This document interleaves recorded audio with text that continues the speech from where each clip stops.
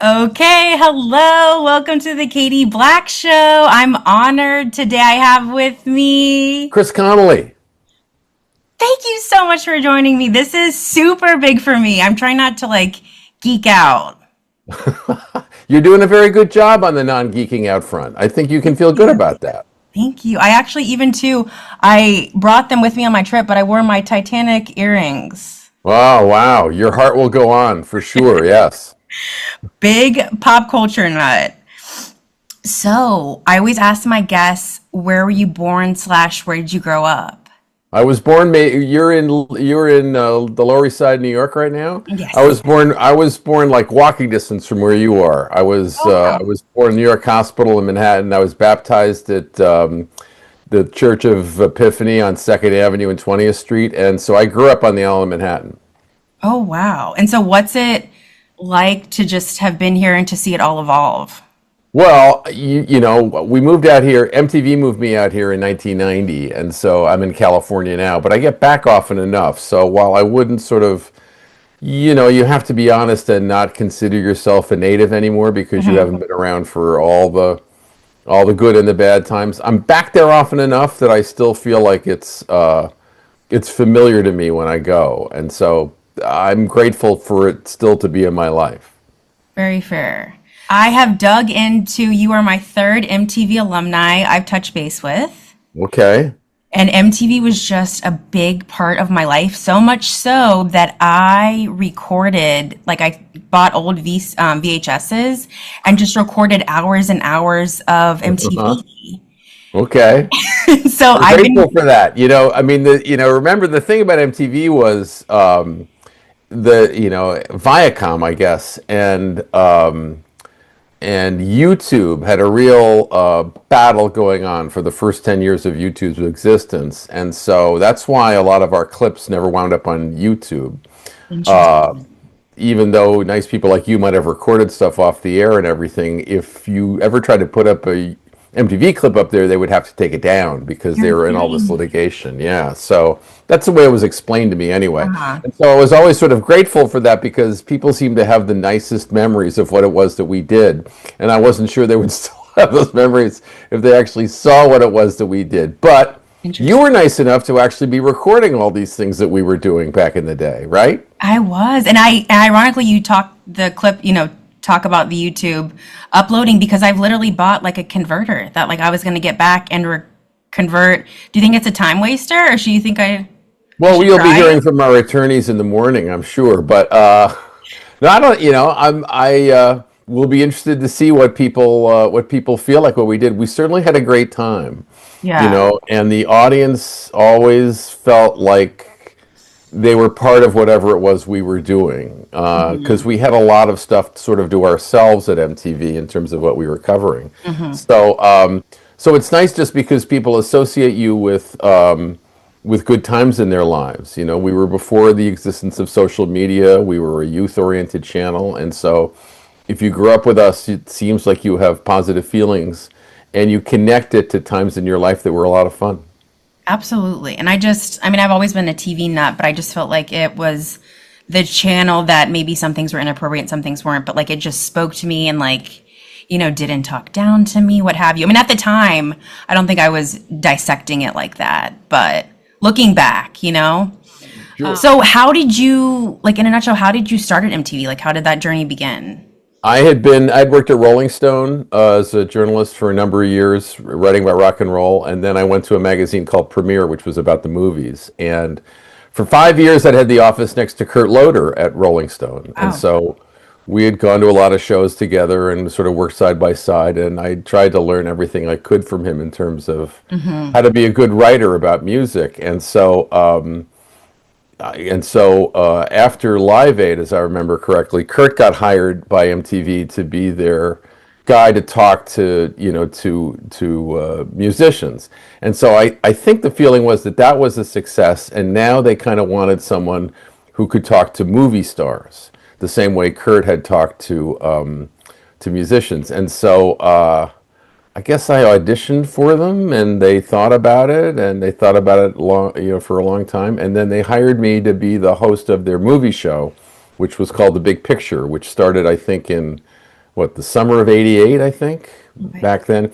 I had a day job at a magazine. I had a day job editing for Premiere Magazine, and so I kept my day job. I just also hosted the show for MTV, and then also did interviews when they sort of came up. It was like Tom Cruise in Cocktail, Kevin Costner in Dances with Wolves. That was kind of the era. So we did movies that our audience would like. And then they moved me out in 1990, and I kept my job at Premiere, and we just sort of did that for a number of years. Wow. Any like how do you any tips for like, basically I guess my question is how do you not like myself, like get geeked out or just do you compartmentalize that possible anxiety of meeting a celebrity like when you first started out? I'd grown up in Manhattan, and so I was kind of used to being around, you know, uh, that kind of thing. You sort of like, and I always thought that was I had so many advantages. I mean, I had so many undeserved advantages, and I always try to emphasize that, owing nothing to my particular skills, but just through things I had no control over. I had the benefit of a certain comfort level with that kind of thing because I grew up in a big city. So that didn't freak me out too much. And then I'd had 5 years at Rolling Stone, to go on the road with John Cougar Mellencamp or Rat or Huey Lewis in the News or something like that. So, and we were also interviewing movie stars at the time because I was writing about them. And so that's when I first did pieces on Madonna or Eddie Murphy or Tom Cruise again. So I guess I kind of handled that after a while. And then I guess I was useful on MTV, even though I had to learn in a lot of areas. People say, was it difficult to make the transition from print to television? And I usually say it was really hard on the audience. But I guess I eventually got a little better at it. Well, obviously, like I'm still trying to Rolodex my lineup of questions. I know you've done like live events. Is there anything that can prepare you for that or? Well, MTV was great for that because MTV did a lot of live events. And then I think what you're talking about that is things like there were the VMAs, there were the movie awards where you had to think fast on your feet, where you had like all these people coming in front of you. We also did the Oscars, each year starting in like '89. I think it was a particularly good Oscars that we had one year that got people to think, oh, we might as well move these guys out here since they seem to have not such a hard time. Like we got Tom Cruise that year, we got Demi Moore that year, and that was kind of exciting for everybody. So I guess they figured if we were out here, we'd have better access to that kind of thing. Right. So yeah, I mean, because MTV had so many of them, you kind of got used to, the banter of it. And we weren't live on the carpet, so we didn't have this pressure of getting talent. We were just there to have fun. And kind of like you're describing, everybody has associated the MTV Cube with having a good time, with kind of like enjoying. And also the idea was the MTV audience was the audience that could open your movie. Like you wanted people at MTV to go see your movie because they were the kinds of people who could make your movie into a hit. And so people always came to MTV and were ready to play, and we tried to return the favor. So we did the Golden Globes red carpet, we did the Oscars red carpet, the VMAs and the movie awards, and so yeah, the Grammys, and so you got pretty good training in how to do that if you were at MTV News. I think I have the Grammys 2000 with you and Brian McFadden. Does that sound Oh, right? Brian. Oh, God bless him. Oh, we love Brian. There was one Grammys in there where I attempted to clean the gutter outside my daughter's bedroom, and I threw my back out. And so they put me on steroids, and I Oh, was told that the steroids would make me happy and aggressive. And so in light of that, they kept me off the air. And they were probably right to do that because the happy and aggressive. I see we have a little lawn work outside, so I think it'll oh, go that's away in a fine. second. But if it's Well, like I problem, said, I'm in a hotel, so God only knows. so yeah. In fact, that was the year I think of that J Lo dress. It was either '99 Oh, or interesting. 2000. Remember Yeah. the Okay. Dean Yeah. Versace dress? So maybe a good year not to be happy and aggressive on television. That is too funny. Well, okay, so what was your vibes of that chapter, like the MTV chapter closing? Like, how did you feel about that? Oh, I mean, I was 41 years old, and Hmm. and so you're playing with house money by then. You're just lucky to have had all the experience that you had. I was there from 88 to 2001. Right. So that's like three or four different eras of MTV Hmm. while you're there. And so I could not have been more grateful for what I had done. But you knew it, like however old I was, 43 or something like that. You knew that like it was time for young people. And so I thought it was a good time to graduate from high school, to hear Hmm. Vitamin C doing her song, the Bachelbel's Canon in D, and to see what else was out there. But it was, so it was a perfectly happy departure, and it was easy to root for everybody who was still there as I left. Before I totally move on from MTV, I do, for some reason, again, I'm just a study of different events in the country. Sure. And I was in fifth grade when Woodstock happened, 99. Woodstock 99. Okay. Yes. And so I know you went to the other one as well, correct? I Didn't you go to did well. both? Well, the other revival. I went to 94, Huh? which was a lot of fun, and then I went to 99, which was not a lot of fun. Hmm. There's kind of a legendary scene that I think made it into some of the documentaries where I'm interviewing a guy who starts yelling to me about like all the Backstreet Boys coverage we have. Yes. Yeah, I like still have. I keep this. the picture. I keep the picture on my phone That's after he walks hilarious. away because it was a legendary moment, and it was hot. 99 was, and people were ornery. There was a lot of cement because of where they were. Like the airbase, yeah. The music was very kind of aggressive. It just the vibe was off. At 94 it had rained at one point, and that like the 94 rain punched everybody's ticket. Look, it's just like 69. Nobody can tell us we weren't there, and it never rained at 99. And Hmm. so, but it was, it Just was kind there of with so what, so. Dave Holmes and Kurt and Serena and all the gang. And it wasn't until like the last few performers on that final day that things really started to get out of Got hand weird, and yeah. started burning. And our heroic news director, Dave Cerolnik, got us all on the bus and just got us the hell out of there. And I remember, Serena kind of heroically running out of the bus and trying to do a stand up in front of a fire, and Dave just being so concerned about her safety that Mhm. he did everything he could to reach out and bring her back into the Oh, into the bus so we didn't get hurt. So you felt really looked after, and then it was really quite a scene.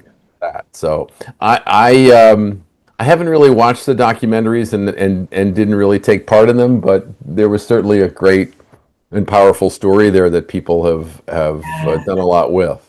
It was like, so I love documentaries, so like I can't keep straight of like what network they were on or what streaming service, but it was like I watched one and was like stunned, and then I like watched one recently and I was like I found out more stuff and I'm like weird.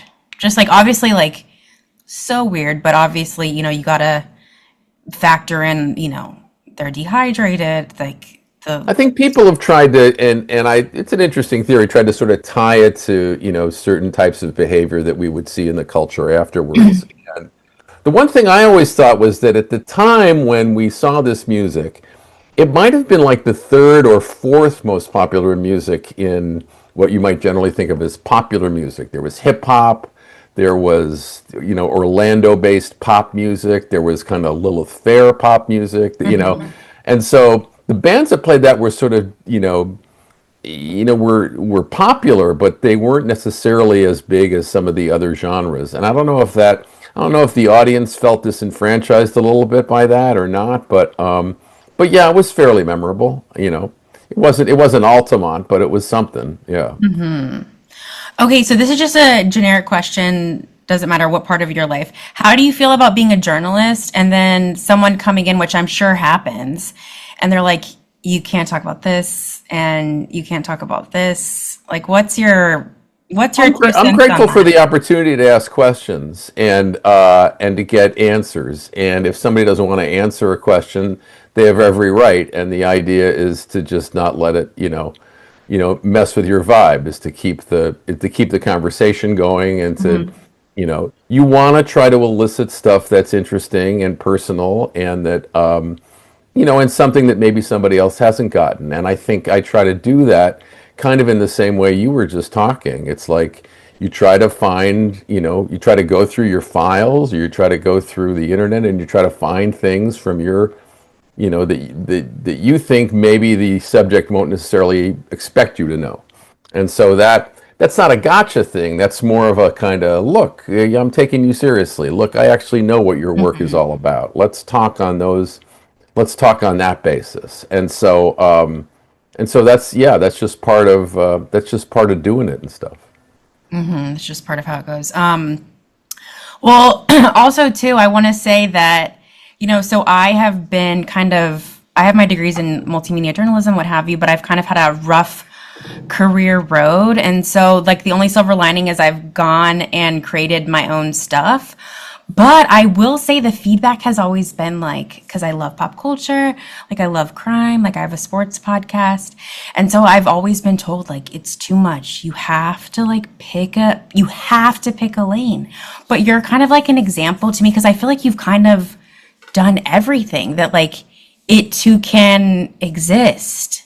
I've No? been very lucky that way. And Yeah. again, it's just I've just been blessed by the opportunities I've been given. And at my advanced age, what I really hope is that the next generation of people get even half the number of opportunities that I've been given.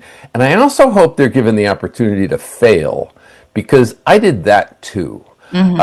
I did a fair amount of failing, and people were nice enough to give me a second chance. And I don't always know that young people get that second chance.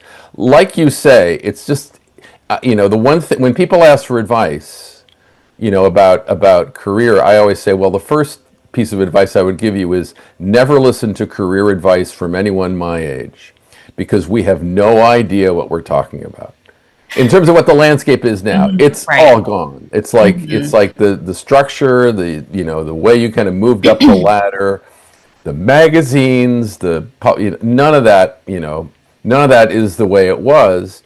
And as you rightly point out, you can find your own audience just on the technology that we're talking about now. It's like we didn't have that. You had to talk your way into getting onto a magazine or doing something like that. So my advice is never relevant, and I don't know that I would have been as successful, in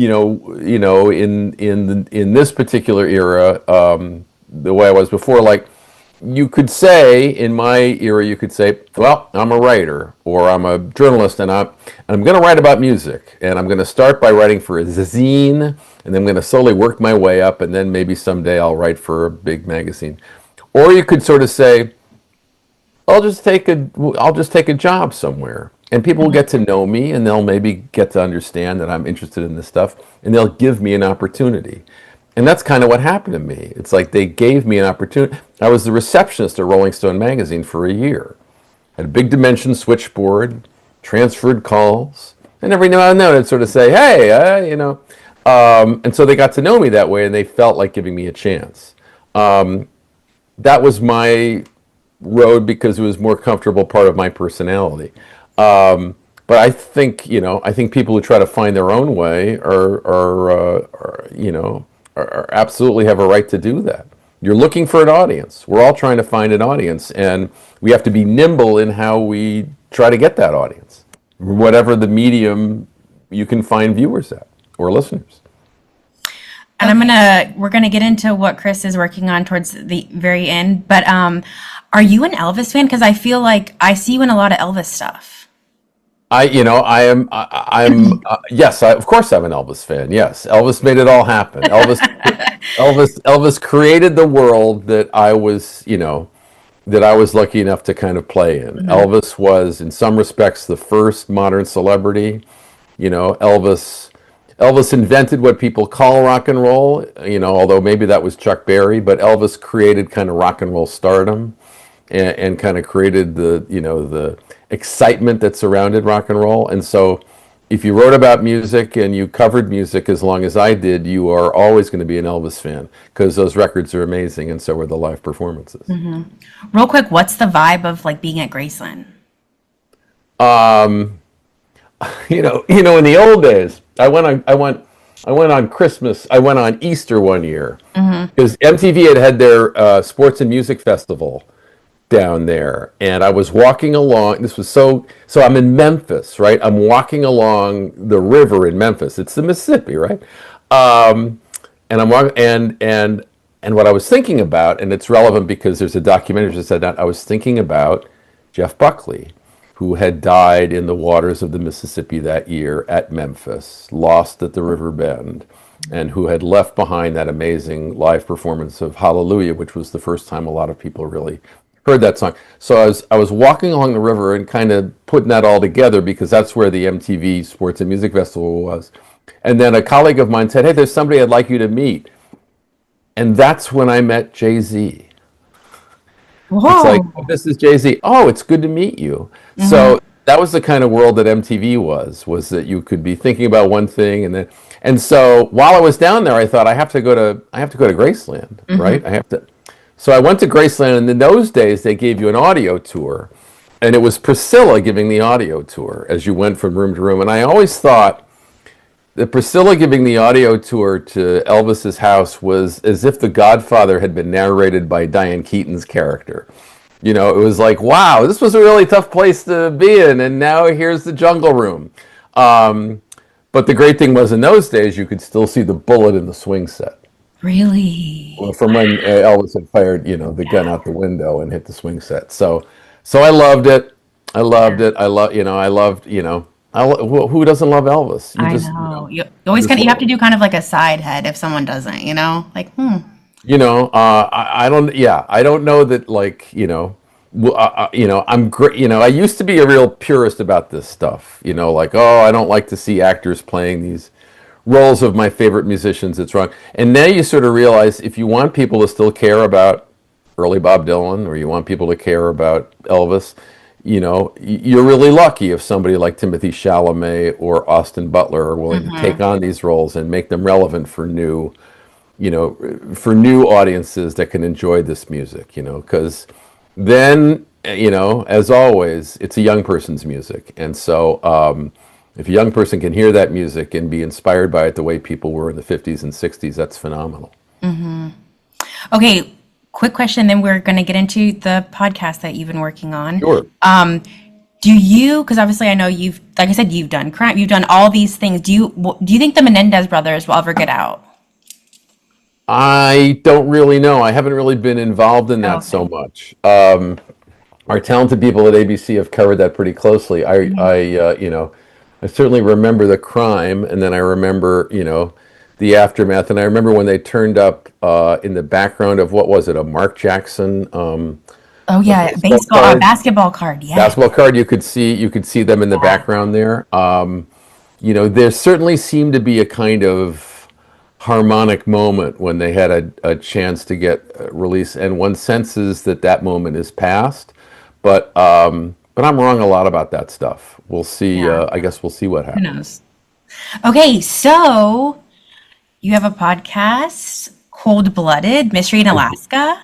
I do. Yeah, it's based on a 2-hour story we did for 2020 about a murder in Alaska, about a man named Dr. Eric Garcia, who was a renowned and beloved surgeon up in Alaska, who had come from Puerto Rico originally and who had studied in Chicago and then worked on the border in Texas. And so, total kind of fish out of water, a little bit like the TV show Northern Exposure, had wound up in this small town, Ketchikan, as the town's chief surgeon. And as grateful as they were to have him coming to town, they really took to him as a human being, and he became quite a favorite there in terms of his care for his patients and his warmth and stuff. Even given the fact that he was essentially kind of a shy person, he just developed friendships and people who were really loyal to him. So when these calls started coming in from outside the state asking for a welfare check on his house. And when it did seem like maybe nobody entirely knew where Dr. Garcia was, concerns continued to rise. And as we talk about at the beginning of our podcast, there is a moment where the man who's been making these requests for welfare checks on behalf of the cops shows up at the house, having flown in from Washington with a set of keys to the house.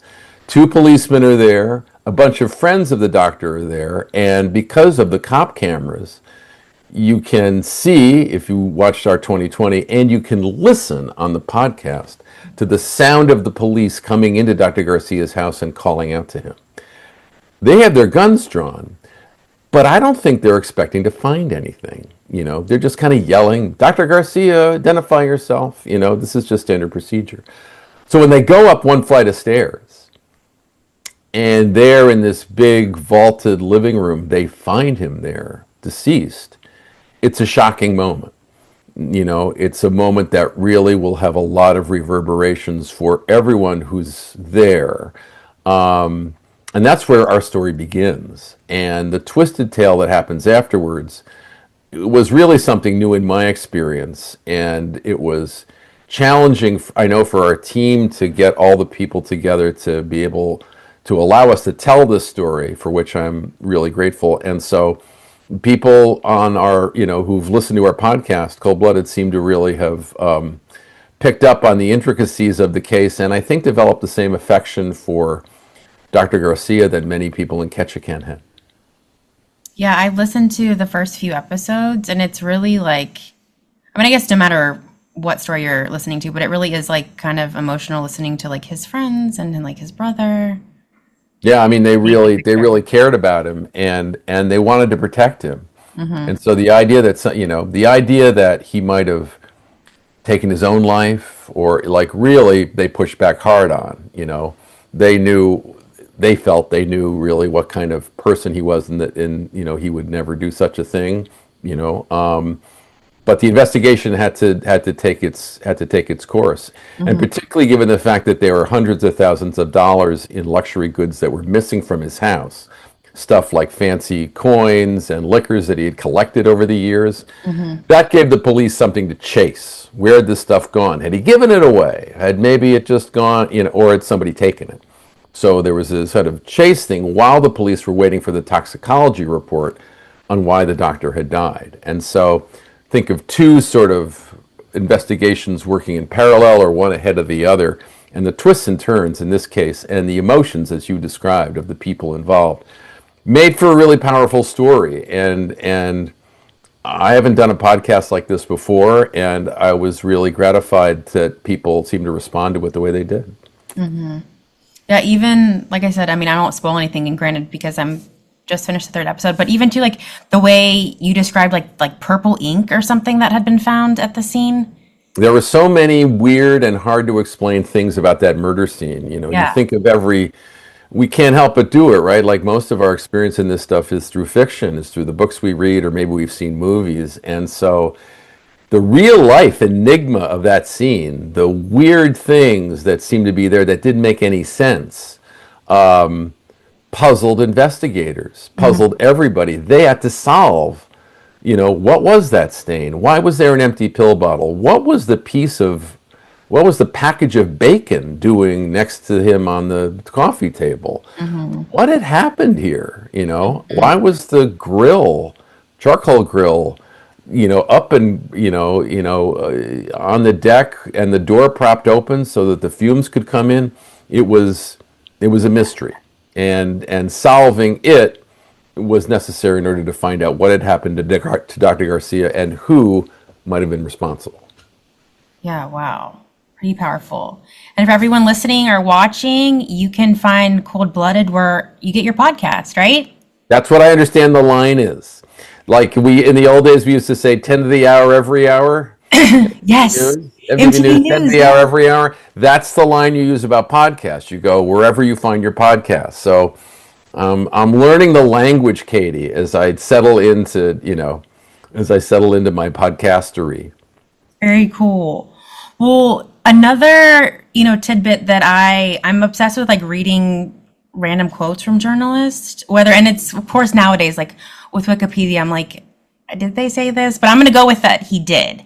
So I was reading an old Kurt Loder quote that said, like, as a journalist, you can't, like, whoever you're interviewing, like, the celebrity wants to be friends with you, but you've kind of gotta, like, disassociate that because they, like, want to be friends with you for, like, the wrong reason.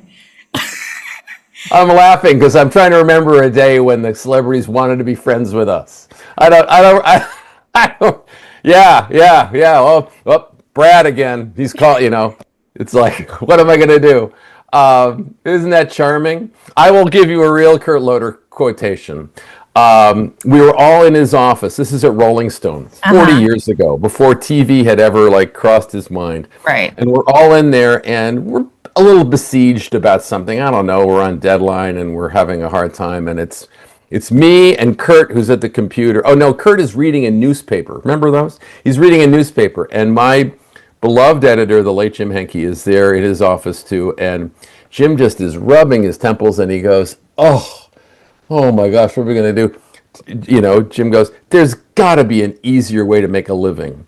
And Kurt doesn't even look up from his newspaper. He goes, there isn't. I've tried. And then he found one. Wow. Television. Yeah. So we love Kurt. We will always love Kurt. But yes, that's also the message of it's also the message of Almost Famous, obviously. That's the thing that Philip Seymour Hoffman as the great Lester Bangs tells the Cameron Crowe character, you can't be their friends. So that was very much the ethic that we grew up with. And certainly, you have to remain independent. You have to hang out with them and eat their food and drink their soda and still say what you really thought of them. You're not their friend, you're on the other side of the wall. And I think in part because of the changes in media that we were talking about before, I think a lot of people kind of thrive in their, careers on social media and stuff by being friends with, with people and by establishing relationships with famous people. And so I don't judge that, The foremost thing is to remain loyal to your audience. Is for your viewer or your reader to feel like they can trust you, is that you're not, it can be very hard to take to take your mind away from the person you're writing about as you're writing about them or as you're speaking about them. They're in your head. But the person you really want to have in your head is your viewer. What does she want to know? What does he want to know? How can I serve what they're interested in? And the more you can focus on that, the better you'll do, and and it'll be better for everybody because that's kind of what your role is. It's not an antagonistic thing in terms of the person you're writing about or talking about. It's just putting the reader or the viewer first. Well, real quick before I get into my last question, that's kind of like, so I'm a writer too, and I've tried to write different segments of my life, and I feel like when I have to write about my friend or something, like I'm so like loyal that I feel like, I don't know, like I don't really maybe share the true transparency of how I view them or what they told me. But I feel like obviously if I have really no connection to you, then there's not that like string, or maybe I'm just, I don't know. Well, it really depends on the situation. If you're watching a movie and you have to say what you actually think as a reviewer, that's one thing. If you've sat down with somebody and you're talking to them and you have to kind of tell an audience what your actual candid feelings about XYZ are, having talked to them, you kind of have to deal with that, in a way. But also, you're talking to an audience that probably likes, that actor or that performer, and so you also want to kind of give them what they want, You want to kind of give them a side of them that they'll enjoy, and so that's part of the fun too. Okay, so we've got like under 4 minutes left, and like I said, we'll go till it cuts me off. But I understand that you were big on reporting the death of Tupac Shakur. Well, I mean, I was a reporter out here in Los Angeles in 1996 when he was shot following the Tyson Bruce Seldon fight in Los Angeles in Las Vegas, and so. it's crazy to think of because we think of Tupac as such a huge star now, but we flew to Las Vegas, and we, based on what we had heard, we reenacted, what had happened, and then we went to the hospital, and I think we were the only people who went to the hospital. And we talked to his doctor. This is while he was still, in critical condition. And you can see it on the web and something. And I think it's in One Night in Vegas, which was a 30 for 30 film that ESPN did. This clip of me talking to the doctor. And, Tupac seemed like he had 9 lives, like nothing was going to. And so you can tell while I'm interviewing him, and it's just me like holding a stick mic to the doctor, that I kind of assume he's going to get better. And the doctor is counseling me, don't assume anything. Like he is really seriously Injured, yeah. hurt, and we don't know what might happen. And so eventually he passed. And I just remember I was just shocked by it all. And then there was, then we did a lot more coverage as a producer got a hold of some court documents, and we found out more things about who might have been responsible. This is like in 1997 and stuff. And that was a big deal. I remember Howard Stern mentioned that we were going to be doing this big report. And so we did all that. But I think Tupac's life is one of the great what ifs in popular culture. I used to say that Tupac's life was like the autobiography of Malcolm X. If you ripped out the last 200 pages, there is no telling what that human being might have become. He was one of one. He was so intelligent. You just don't know if like he was going to go on and be a senator, if he was going to go on and I think anything could have been in his grasp if he had somehow navigated the years that he was navigating at the time. So he continues to be a figure of great fascination, and it's no surprise to me that the great people at Nightline have really done a great job as more information about this case has come up. They've done some specials for Impact, which you can find on Hulu, about what's going on with him, because he is a figure that continues to fascinate. There was that book, A Rose That Grows from Concrete. I remember talking to a public school teacher here in Los Angeles. He says, that's the one book we can't keep in the library. Kids are always taking it home.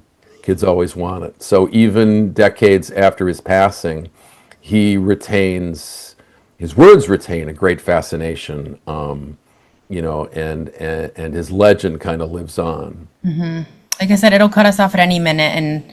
And but did you interview his mother, Afina? I did. Yeah, you can probably find that on social media too. She was like somewhere and his mother. We don't even have time to tell you what a hero his mother was. She represented herself in a case, against her in New York, cross-examined the informant who had, she's an amazing human being, and had a lot of things happen to her too. And so that was very powerful. I remember going down to Georgia with Lily Newmeyer, who is just leaving MTV now after an astonishing and magnificent